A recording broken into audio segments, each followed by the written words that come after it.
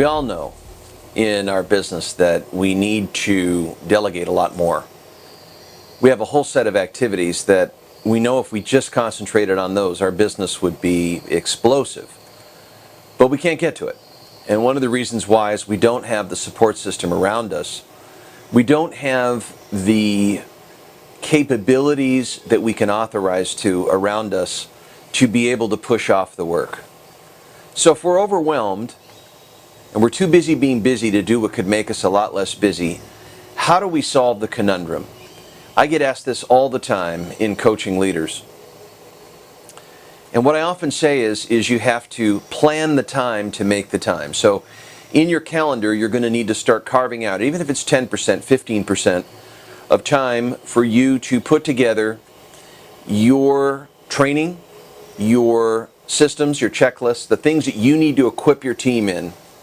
And one of those is setting the expectations. And so I call this snow plow management. And that rather than being a hero to your staff, rather than being someone that needs to affirm their existence, you're not a lifeguard manager.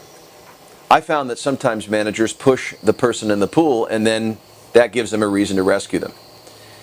And so what that does is it undermines the other person and their abilities to rise to the occasion, to get their competency to the level that they're giving you the confidence to authorize authority and to take responsibility. So why not be a snowplow manager? What is a snowplow manager? A snowplow manager is a manager who sees something in their employees that they admire and sees that they are needing to be snowplows by clearing the path, clearing the way of their own dilemmas and problems, taking ownership. Rather than clearing the way for them, they become the snowplow and go through it. But there are 4 aspects to great snowplow management. These are 4 sort of boxes of expectations. And the first one is performance. The second one is results. The third one is what I call the hero. And the fourth one is what's called crazy. And so here they are. Let's make sense of it. So first of all, you probably know in your organization what consists of a high performer. You know, right now, think of the best employee that you have in your organization or someone that you had before.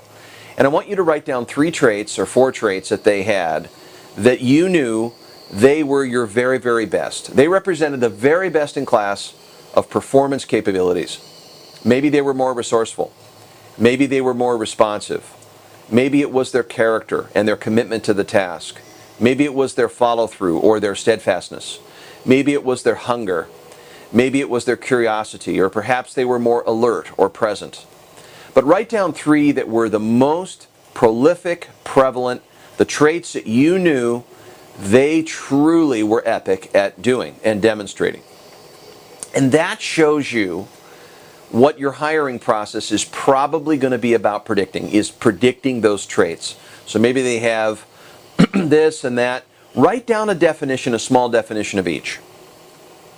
And then get together with your performers, make a list of your top 3 or 4 support persons, and then say, look, I have these 3 or 4 traits here, and these are 3 or 4 traits that we're going to be building on. We're going to be kind of organizing all of our hiring and HR processes around developing, cultivating. We're going to be hiring to. We're going to be shifting our performance capabilities. We're going to have a never-ending interview on these 3 things. Where or how can you bring out more of these qualities in your work product? Where can you, if it's alertness, where can you demonstrate more alertness in your work product? Where can you demonstrate more resourcefulness in your work product? Where can you do more than is expected? Where can you make the biggest bottom line impact? Get them thinking like you in terms of performance. What are the traits?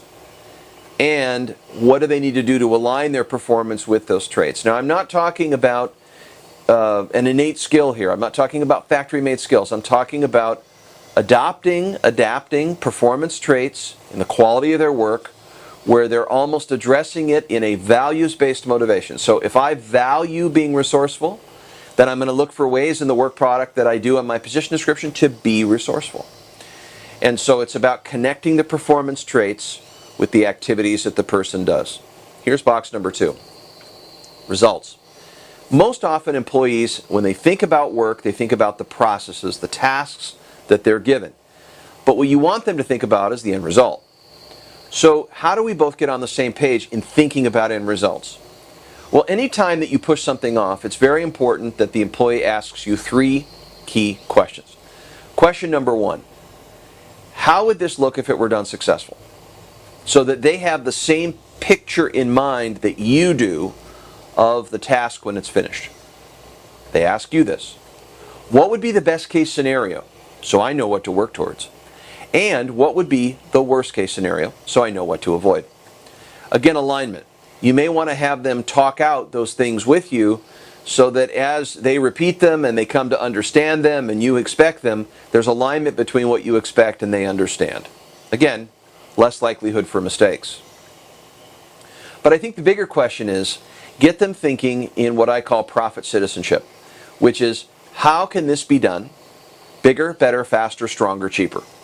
Bigger, better, faster, stronger, cheaper. So every time you're getting them to think, they're kind of browsing the significant few activities that they do that make the biggest value in their domain.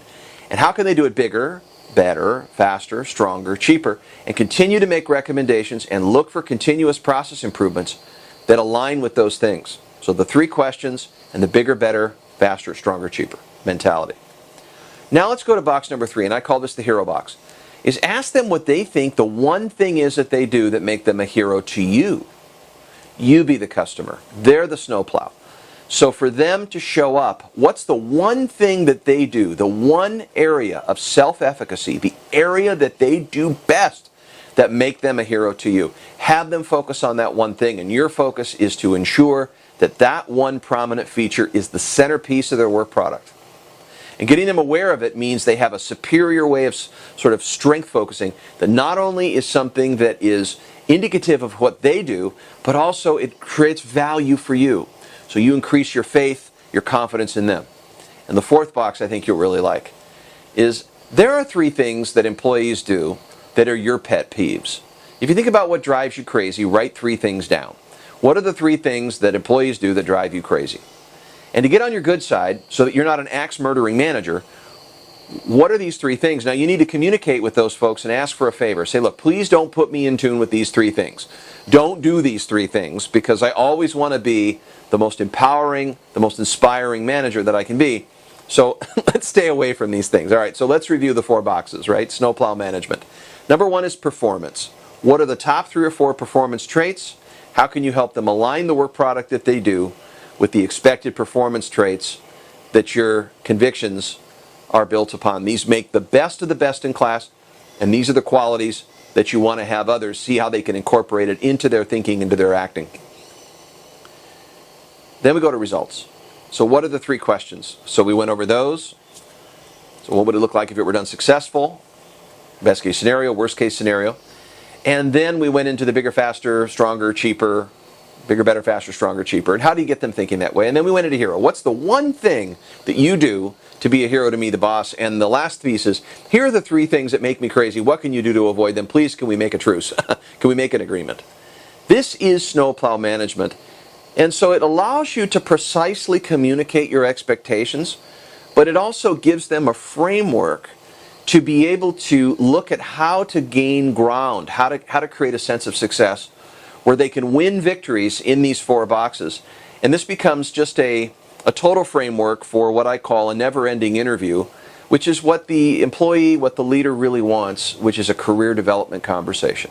Is that all career development, all plans that are set in their development, professional development, are based on measuring to these performance traits, the results, bigger, better, faster, stronger, cheaper, hitting the outcomes that you're looking for, being able to set clear objectives in those, set goals and meet them, work through challenges, become a hero to you, organize out of their personal gifts and their self-knowledge, and then what do they have to avoid to get on your good side? Because they want an inspired boss. They don't want an irritated boss.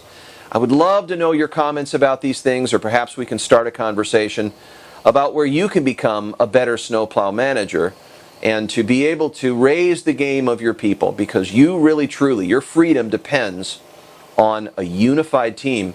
And if you're not focused on what you admire about your team or setting expectations, then you're doing something else. And you may be having, well, you want one thing, but you're setting up processes to make sure that you don't get it. So, hope you hear me loud and clear. This is JD with High Level Performance. You can find me at highlevelperformance.com. And I appreciated the opportunity to share this with you. Have a productive day.